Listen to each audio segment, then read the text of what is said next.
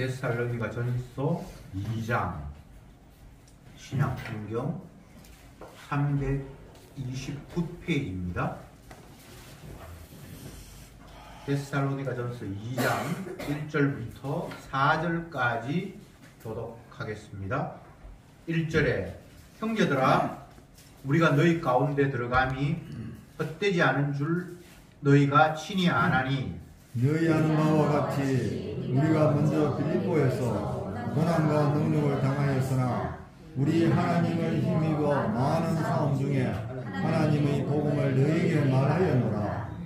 우리의 권면은 간사에서나 부정에서 난 것이 아니요 괴계에 있는 것도 아니라 오직 하나님의 옳게 여기심을 입어 복음 전할 부탁을 받았으니 우리가 이와 같이 말하면 사람을 기쁘게 하려 함이 아니요 오직 우리 마음을 감찰하시는 하나님을 기쁘시게 하려 함이라. 아멘. 2장에 넘어왔습니다.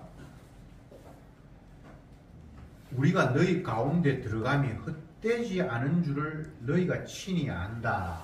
이렇게 지금 2장이 시작이 되는데 바울 일행은 복음 전하기 위해서 데살로니가에 갔고 그곳에 가서 많은 일이 있었지만 헛된 일은 아니었다는 것을 너희들은 이미 알고 있다. 이렇게 말씀이 진행이 됩니다. 인간의 일은 다 헛된 거예요. 그러나 주님의 일은 헛된 것이 아니에요. 주님이 일하시는 모습이 이 본문으로 이야기하자면 사도 바울 같은 사람을 변화시키고 바꾸어서 주의 복음을 전하도록 그를 강제로 끌고 갑니다. 그것을 복음서에 보면 너희가 원치 않는 곳으로 띠뛰고 내가 너희를 데려가겠다라는 말씀을 제자들에게 했는데 사도가 그런 환경 속에 놓이게 되었습니다. 바울이 원치 않게 주님 앞에 끌려다니는 인생, 그것을 나의 나 된 것은 주님의 은혜다 이렇게 표현하기도 하고, 때로는 하나님이 나를 이끄시는데 마치 만물에 찢기만도 못하도록 나를 사용하신다, 완전히 쓰레기 취급하신다, 이런 표현도 있습니다. 그걸 종합해보면 내가 원치 않는 것을 끌려가는 것도 맞고 이 환경 저 환경 모든 것이 주님께서 이끌어 가시는 것도 맞고, 그런데 인간적으로 볼 때는 너무 힘들고 어려우니까 나를 좀 존귀하게 고귀하게 사용하시면 좋겠는데 만물에 찢기만도 못하도록 나를 미말해 두셨다, 이런 표현들을 보면 인간적인 입장에서는 참 힘들고 어려운 삶이었다라는 것을 우리가 충분히 짐작하고 남습니다. 복음 때문에 굶주리기도 하고 매맞기도 하고 옥에 갇히기도 하고 파선하는 위험을 겪기도 하고 강도의 위험과 강의 위험과 수많은 위험들을 경험했다라고 또 표현하기도 하죠. 그런데 데살로니가 교회의 그 지역에 가서 복음을 전하는 그 일도 그 수많은 어려움 가운데 한 페이지였고, 그럼에도 불구하고 그것이 헛된 일은 아니잖아. 너희들도 알지. 내가 가서 거기서 참 안 좋은 일을 당하고 그곳으로부터 추방되어서 지금 다른 곳에 내가 있지만 그럼에도 불구하고 내가 너희들한테 간 거 결코 허무한 일은 아니잖아. 왜? 주께서 나를 보냈고 성령께서 너희들을 감화하셔서 예수님의 십자가의 의미들이 너희들에게 심겨졌기 때문에 결코 내가 힘들든 말든 이것은 헛된 일은 아니었고 나의 일이 아니라 주님의 일이었다는 것을 너희도 인정하지, 이렇게 말씀을 하고 있습니다. 2절에 보면 너희 아는 바와 같이 우리가 먼저 빌립보에서 고난과 능력을 당하였으나 우리 하나님을 힘입어 많은 싸움 중에 하나님의 복음을 너희에게 말하였노라. 빌립보에서 고난을 당하고 너희들에게 가서 또 복음을 전했다. 이 내용은 사도행전 16장에 보면 소상하게 나타나 있는데,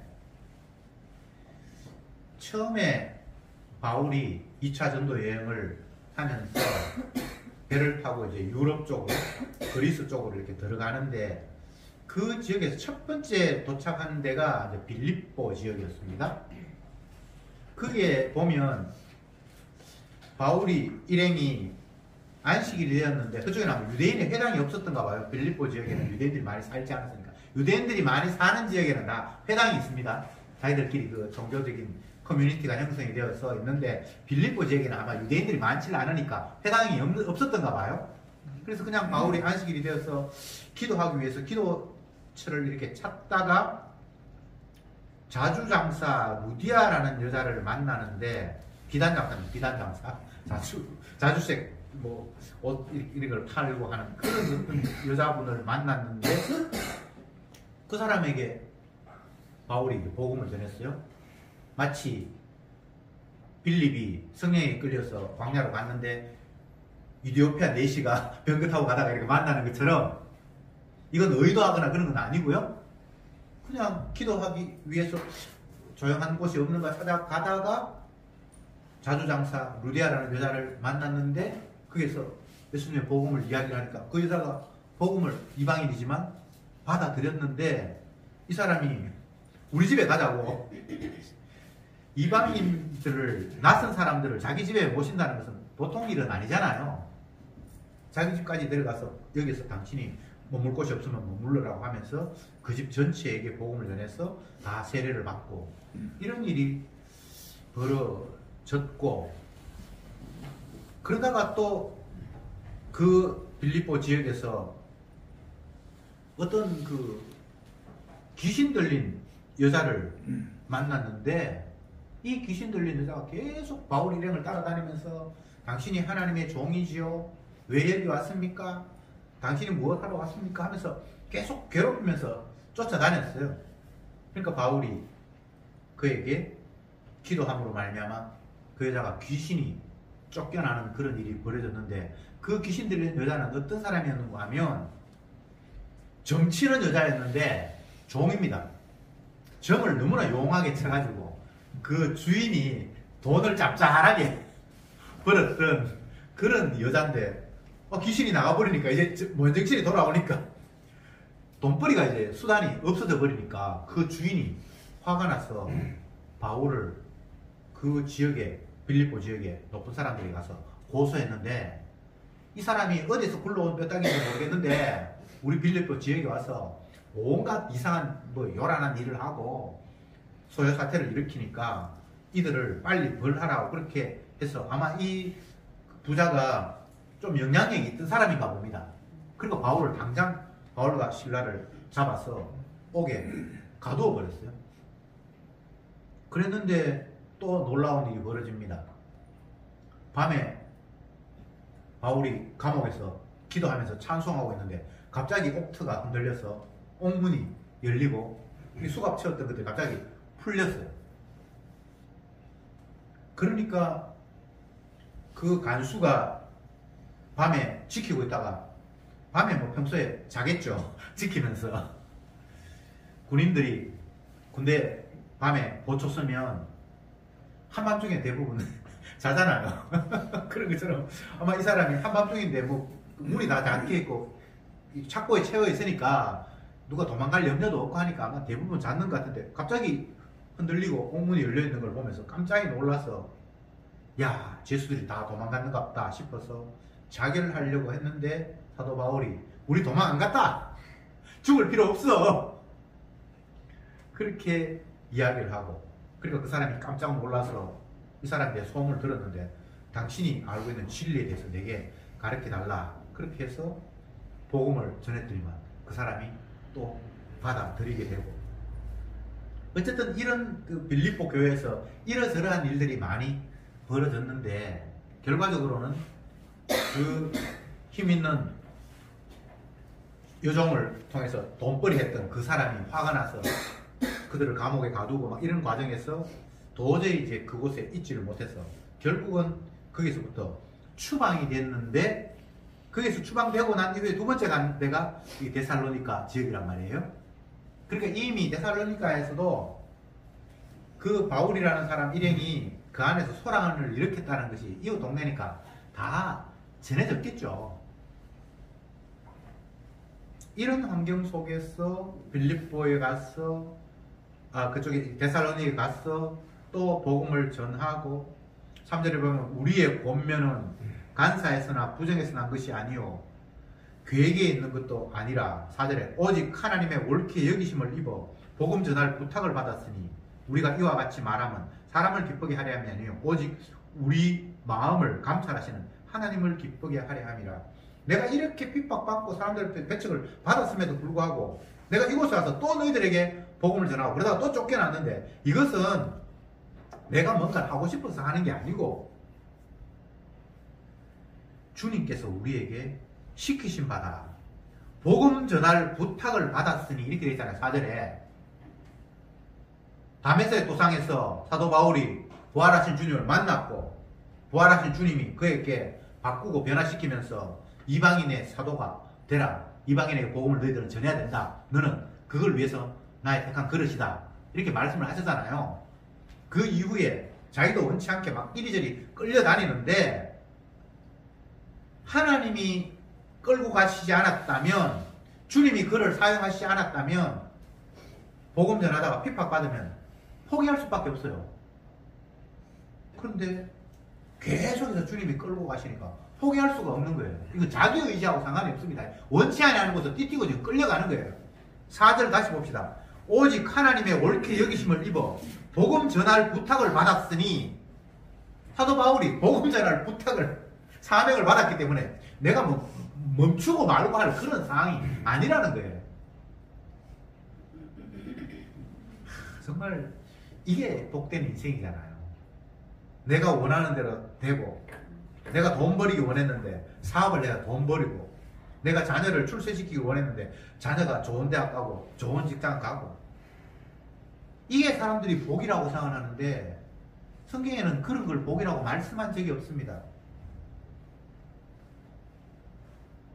복은 심령이 가난한 자가 복이 있고, 의에 줄이고 목마른 자가 복이 있고, 애통하는 자가 복이 있고, 복음을 위해서 핍박받은 자가 복이 있고, 이렇게 복을 이야기했지, 너 원하는 대로 잘 됐지, 그러니까 너희 복 받은 거야 라고 성경은 말한 적이 없습니다.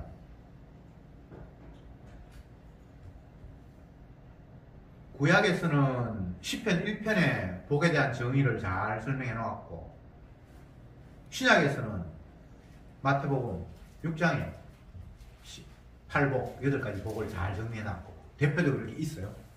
우리가 아는 대로 구약의 복은, 복 있는 사람은 악인의 길을 쫓지 아니하고 죄인의 길에 서지 아니하고 오만한 자의 자리에 앉지 아니하고 여호와의 율법을 즐거워하여 그 율법을 주야로 묵상하는 자가 복이 있다, 이렇게 이야기했잖아요. 거기에 세상에서 이야기하는 복 개념하고는 겹쳐지는 게 하나도 없어요. 지금 이 사도 바울이 복음 전할 부탁을 받아서 내가 이렇게 핍박을 받으면서도 전하지 않을 수 없는 이유는 사람을 기쁘게 하는 일이 아니라 하나님을 기쁘게 하는 일이기 때문에 내가 이 일을 어떻게 멈추거나 주저하거나 할 수가 없다는 거예요. 이렇게 끌려가는 인생이 복 있는 사람입니다. 철야기도 하고 금식기도 하면서 주여, 사도 바울처럼 복음 때문에 핍박받지만 그게 하나님이 기뻐하시는 일이니까 멈추지 말게 하옵소서, 이렇게 기도하는 사람을 나 못 봤어요. 금식하면서 철야하면서 주여 남북 통일되게 하시고 우리나라가 보험되게 하시고 우리 자녀가 성공하게 하시고, 이런 기도를 하는 사람은 제가 들어봤는데, 복음 때문에, 주님이 나에게 부탁한 복음 때문에 사람 기쁘게 하는 것이 아니라 하나님 기뻐하는 이 일을 멈추지 말게 하옵소서 이렇게 기도하는 사람 제가 못 만났어요. 이걸 바꾸고 이야기하면 인간의 기도는 주님의 뜻대로 기도하는 것이 아니라 지옥만 구하는 거죠. 그죠? 그래서 그건 기도라고 할 수도 없어요.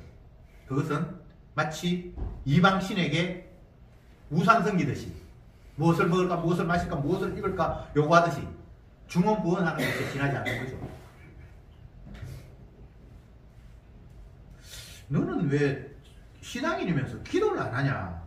우리는 금요일 날도 기도하고 새벽에도 기도하고 수시로 금식하는데 근데 그 사람의 기도의 내용을 보면 우상에게 구하는 거라 그걸 기도라고 할 수가 없어요. 성령이 말할 수 없는 탄식으로 너희를 위해서 간구하신다. 이런 구절들이 그들에게는 은혜로 안 다가오는가 봐요. 우리 기도 백날 해봐야 그 하나님 응답 안 하십니다.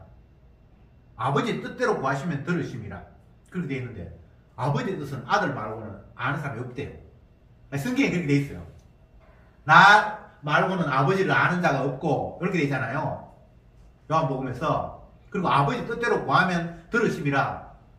그 말은 내 혼자만 아버지 알고 아버지 뜻대로 구하면 듣는다라는 말은 예수님 말고는 기도해서 응답받는 게 없다라는 이야기예요. 믿음, 너희가 믿음이 한 트럭이라도 조그마한 티끌만큼이라도 겨자씨만큼이라도 있으면 이 산을 옮겨서 바다에 빠뜨려 해도 될 것이요 라고. 그 말은 여러분 기도해가지고 산을 옮겨서 바다에 빠뜨린 사람은 혹시 간증이나 뭐 그거 들어본 적 있습니까? 주위에 만난 사람 있습니까? 없죠? 그럼 믿음 없다는 이야기거든요. 아니 제가 지금 지인의 이야기가 아니고 성경에 있는 이야기를 하잖아요. 인간은 믿음도 없고 하나님 앞에 구해봐야 그거는 지 욕심을 구하는 거고 아버지 뜻도 모르고 아버지 뜻대로 구해야 들으신다고 아버지가 응답해 주신다고 하는데 아버지 뜻을 아는 사람은 예수님밖에 없는데 이게 지금 성경에 나오는 이야기잖아요. 제가 지인의 이야기가 아니잖아요. 근데 왜 우리는 성경에 나온 이야기를 그냥 깔끔히 무시하고 하나님이 내 기도 들으신다고 주여 주시옵소서 주시옵소서 왜 그렇게 땡깡을 부리고 있습니까? 지 마음대로 들으신다고 착각을 하는 거예요. 그래서 어떤 사람은 하나님께서 기도 응답하셔서 지금 자기가 복 받았대요. 그 복이 성경이 이야기하는 그런 복도 아니고 그냥 내가 아들 성공하기를 원했는데 아들이 성공했다는 거예요. 지금도 유튜브에 뭐 기독교에 새롭게 하소서 그런 프로그램에서 간증했는 유명한 연예인들 쫙 나와 있어요. 그거 한번 들어보세요. 그 복이 성경이 이야기하는 심령이 가난하거나 의에 줄이고 목마르거나 아니면 사도 바울처럼 복음 때문에 주님 부탁을 받아 고생하면서도 이걸 멈출 수 없는 그런 복을 이야기하고 있는지 전혀 아니거든요. 근데 왜 그게 환영을 받을까요? 사람을 기쁘게 하는 거예요. 사도 바울은 복음을 이야기하면서 사람을 기쁘게 하는 것이 아니라고 못을 박았어요. 십자가 복음은 사람을 기쁘게 할 수가 없어요. 제가 십자가 이야기하니까 어떤 목사가 너무나 화가 나가지고 하는 이야기가 성경에는 십자가만 있는 게 아닌데 당신은 왜 십자가만 자꾸 이야기하냐라고 그렇게 역정을 내는 사람을 제가 봤어요. 십자가가 너무 듣기 싫은 거예요. 십자가는 얼른 지나가고 주님 십자가를 지셨으니까 우리가 이제 사함을 받았어. 너무나 아름다운 상태가 됐습니다. 기쁘게 찬양하면서 삽시다. 뭐 이런 이야기를 하기를 원하는데 계속 제가 십자가만 이야기를 했거든요. 그래서 성경에는 십자가만 있는 게 아닌데 왜 당신은 한쪽에 이렇게 편중되어 있냐. 그렇게 이야기하는 거예요. 십자가가 전부예요. 그가 채찍에 맞았다는 소식이 죄인에게 유일한 기쁜 소식이에요.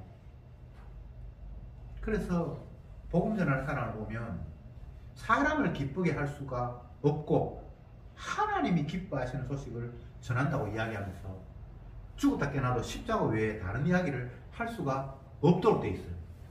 왜? 십자가 진영이 사도 바울을 사로잡았기 때문에 그 이야기를 계속해서 주구장창 하는 거예요. 성경에는 십자가 지셨다는 걸 바탕에 깔고 반석이 되어서 복음이 전파되는 겁니다. 십자가를 여러 중에 하나로 십자가 주님이 이 땅에 오심도 있고 십자가 지심도 있고 부활하심도 있고 재림하심도 있고 복주심도 있고 이렇게 여러 가운데 하나가 십자가가 아니고 십자가가 바탕이 전부예요. 그 위에 무엇이 세워지는 거죠. 그래서 십자가를 여러 복음 중에 하나로 나열하는 것은 마귀의 전략입니다. 4절을 다시 봅시다. 오직 하나님의 옳게 여기심을 입어 복음 전할 부탁을 받았으니 우리가 이와 같이 말함은 사람을 기쁘게 하려 함이 아니요 오직 우리 마음을 감찰하시는 하나님을 기쁘게 하려 함이라. 사도 바울은 복음 때문에 살아요. 십자가 복음 전하는 일 때문에 자기는 살았다고 이야기해요. 이거 아니면 내가 살 이유가 없고 이미 주님이 나를 죄에서 건져서 의의 길로 옮겼기 때문에 그냥 나는 주님 품에 안기면 제일 좋겠는데 아직도 내가 살아있는 이유는 복음을 전하도록 주님께서 나를 살려놓았다는 거예요. 빨리 이 몸을 떠나 주와 함께 거하기를 인간적으로 나는 바라는데 성경에 나오는 이야기가 그렇지만 주님이 복음 때문에 나를 이곳에 두셨으니까 나는 주님 품으로 안기는 그 순간까지는 고난받지만 이거 계속 해야 된다는 거예요.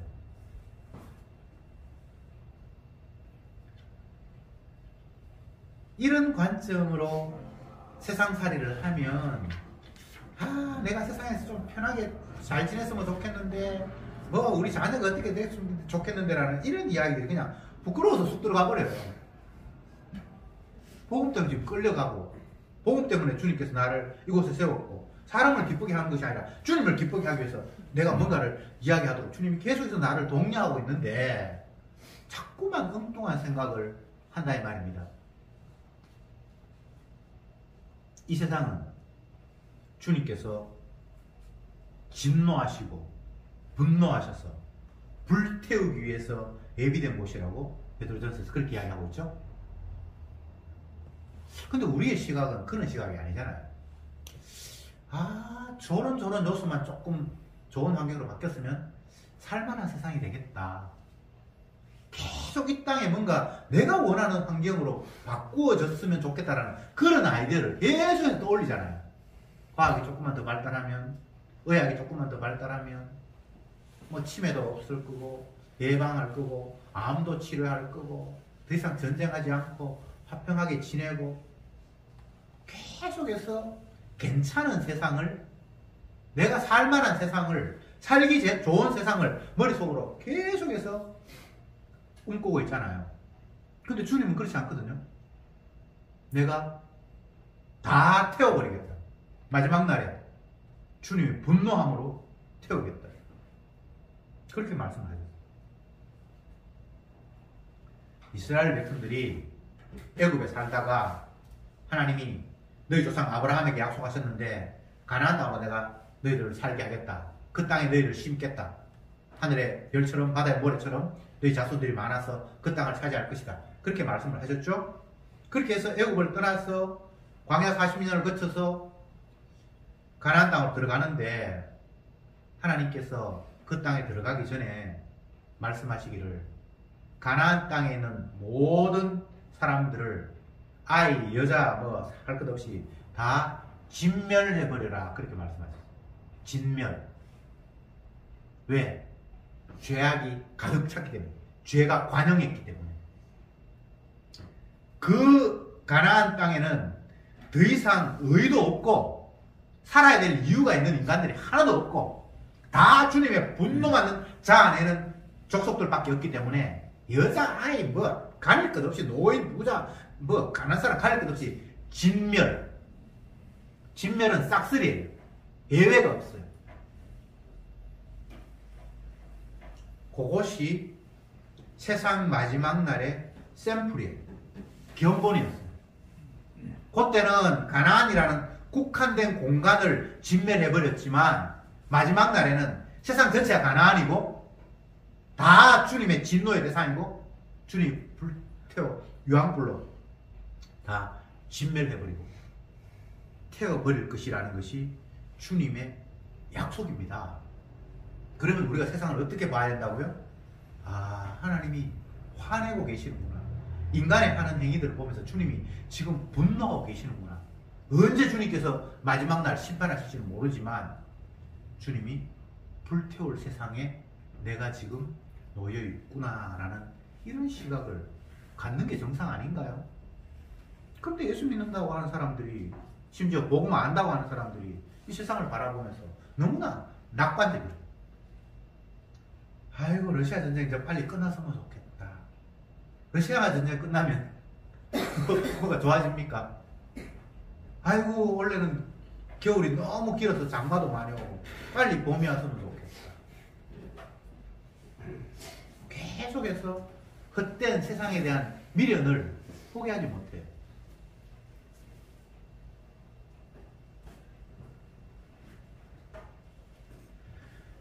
요한복음 7장 7절을 한번 보겠습니다.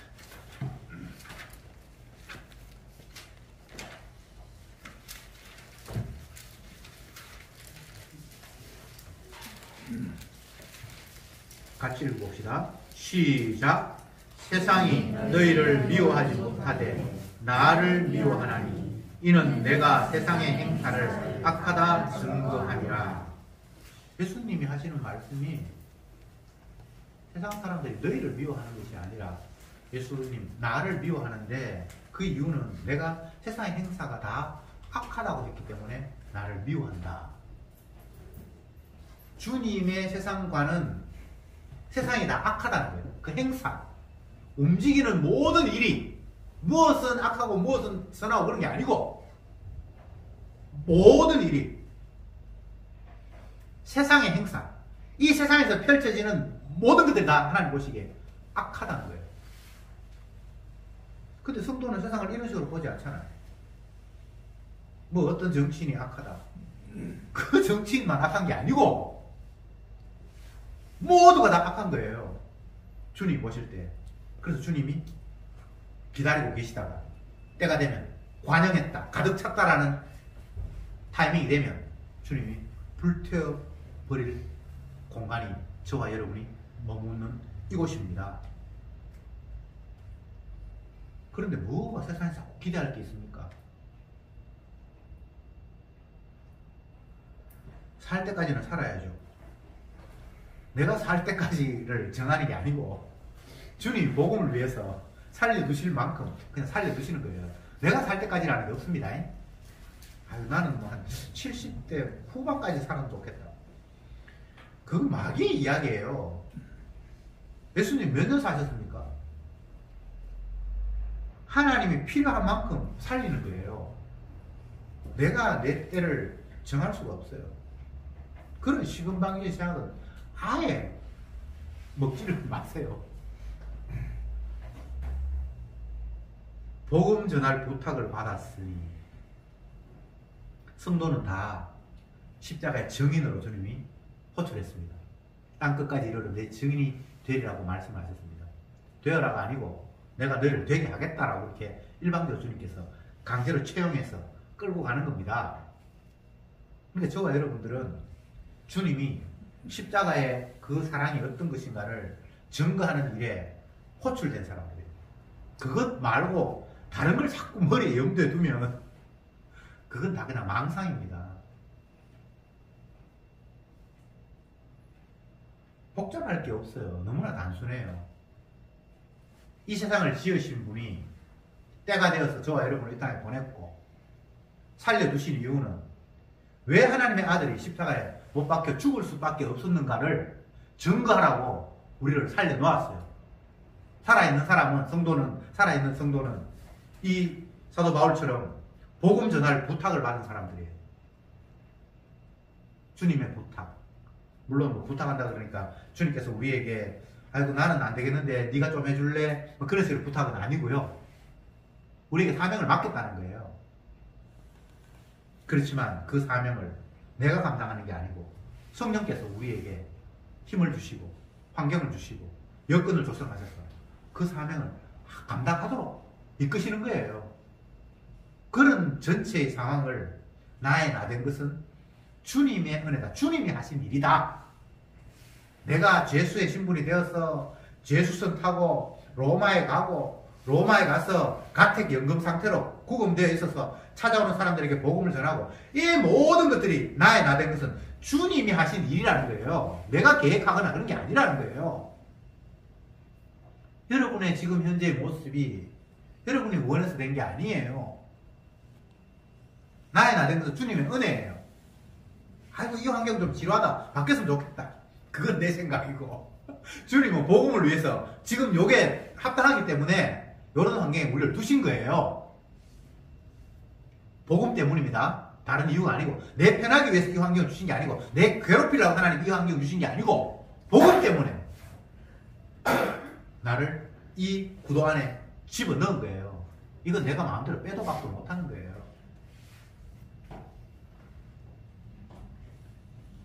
그런데 이 환경이 사람을 기쁘게 하는 것이 아니다. 이거는 남들 다른 사람만 아니고 나를 포함해서 그 사람 속에 나도 포함이 되죠. 그죠?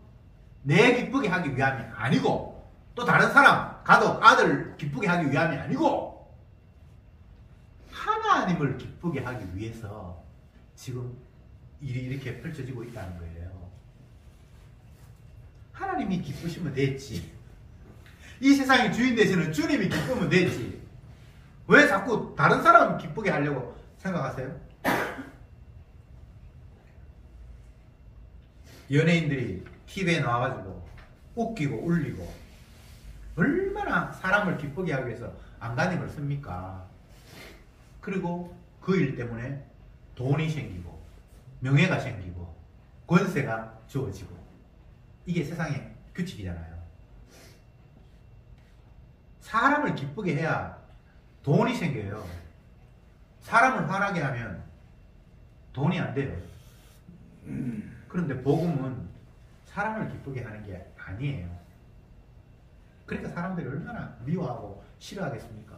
복음 전하는 사도를 옥에 가두고 두들겨 패고 쫓아내고 예수님이 똑같은 일을 당했잖아요. 예수님이 귀신을 쫓아냈는데 그 귀신이 돼지떼에게 들어가서 돼지떼가 바다에 들어가서 몰살을 해버렸어.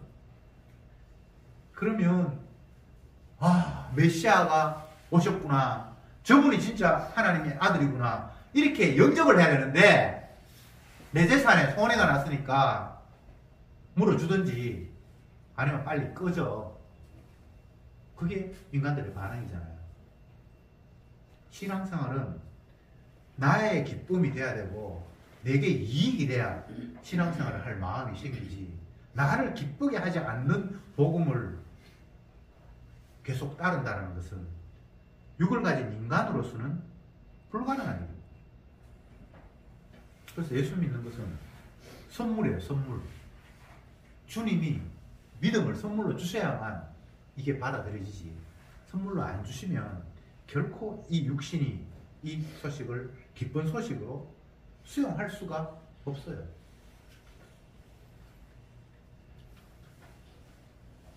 복음을 핍박하는 그 무리들을 나쁜 놈이네 이렇게 규정하지 말고 그 무리 속에 나를 좀 집어넣으세요.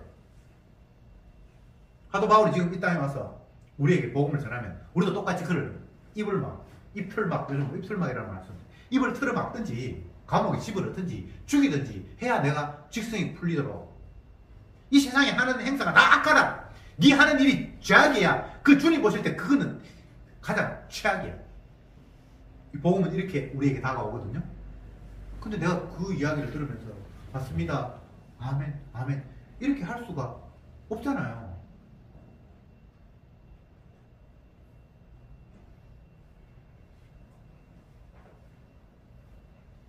어떤 경우에도 우리는 내 힘으로 십자가의 복음을 아멘 하면서 수용할 수는 없습니다. 십자가의 도가 구원 얻는 자에게는 하나님의 능력으로 받아들여지지만 그렇지 않은 자에게는 어리석게 들린다 라는 말을 할 때에는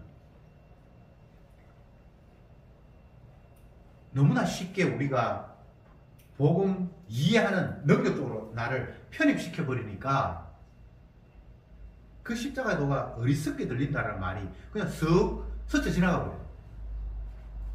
근데 그렇게 하면 안 되거든요. 제가 여러분들 십자가의 복음을 어리석게 생각해요. 그게 뭐 내 삶에 무슨 도움이 되냐? 예수님 십자가에 셨다라는 이야기. 지금 이 상황에서 경제가 어렵고 뭐 여러 가지 어려운 상황에서 뭐가 그게 기쁜 소식이 되겠습니까? 4월 뭐 11일 날 총선한다 그러는데 여당이 많아질까? 야당이 많아질까? 의사 데모하는데 지금 어떻게 풀릴까? 이런 현실 문제가 어마어마하게 우리의 삶을 이렇게도 만들고 저렇게도 만들 요소라고 생각을 하는데 예수님이 십자가에서 피 흘려 죽었습니다라는 이 이야기가 기쁜 소식입니까? 만약 그게 기쁜 소식이라면 성령이 그 마음을 움직여 주셨기 때문에 이 세상 현실보다 더 엄청난 현실이 십자가 현실로 받아들여지는 거죠. 나머지는 십자가의 도가 어리석게 됩니다. 지금 뭐 그 이야기는 그게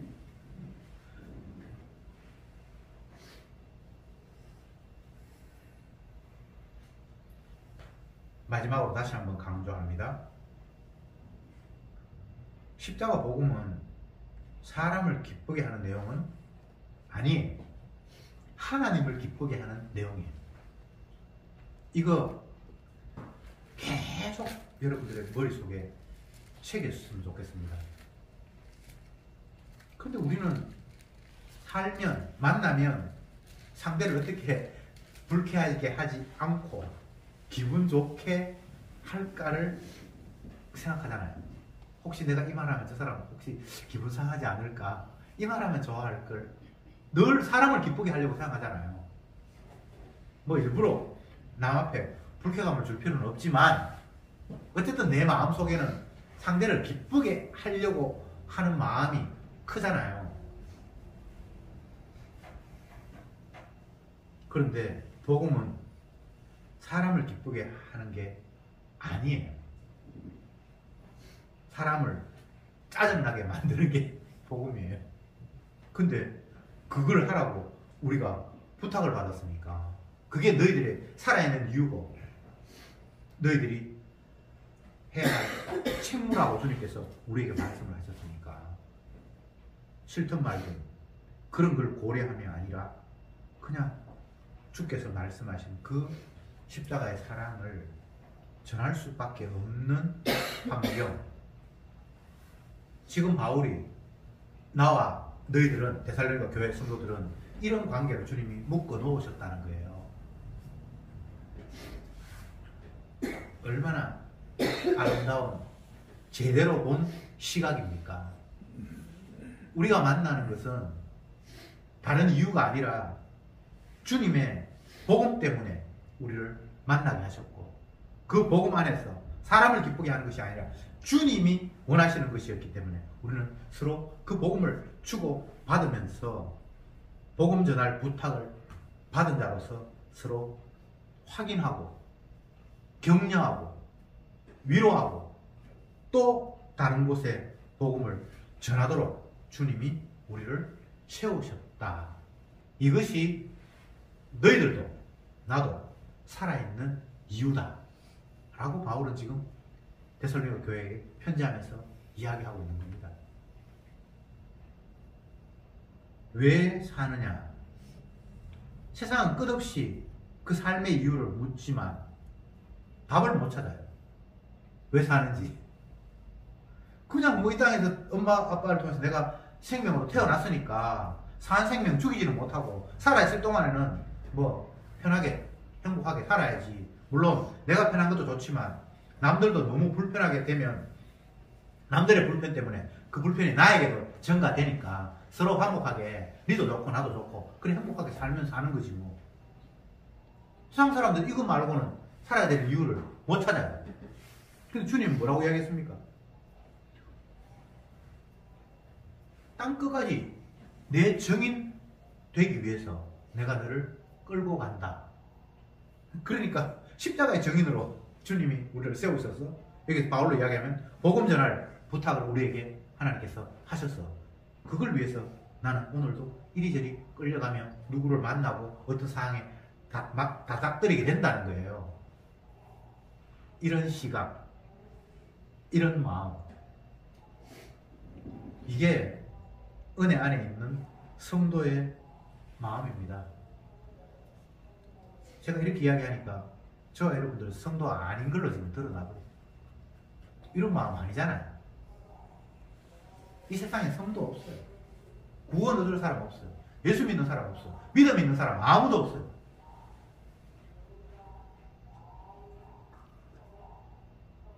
주님은 없는 데서 있게 만드시는 분입니다. 아브라함이 그 안에 사라가 자녀를 생산하지 못하는 사람이었어요. 근데 주님이 그에게 찾아가셔서 네 자녀가 하늘의 별처럼 바다의 모래처럼 많을 것이다 라고 이야기하셨어요. 이게 주님의 일이에요. 사람은 안 되게 만들어 놓고 우리가 잘 아는 대로 사람으로서는 할 수 없으되 하나님이 하신다. 근데 주님의 하시는 방법은 결국은 이 땅에 뛰어내려오셔서 자기 자신이 십자가 지심으로 말미암아 그 십자가의 능력으로 죽은 자를 살리고 없는 백성을 만들어내는 거예요.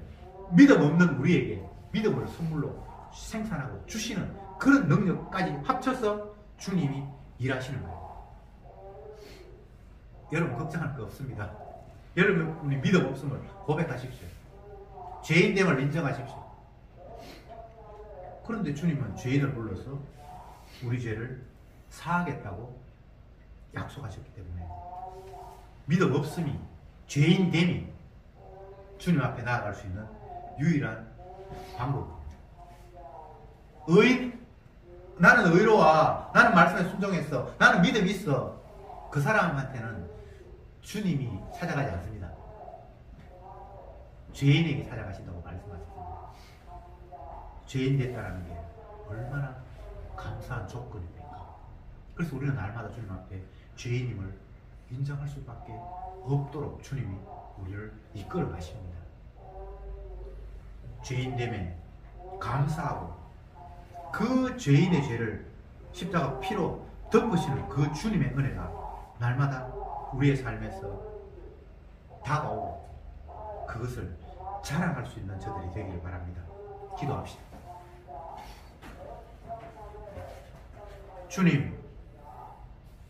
주님의 말씀을 놓고 보니 우리는 믿는 자도 아니고 예수님을 아는 자도 아니고 그냥 진멸의 대상인 애굽의 사람들이고 소돔과 고모라의 사람들이고 가나안의 죄가 관영한 그런 사람들이라는 사실을 인정할 수밖에 없습니다.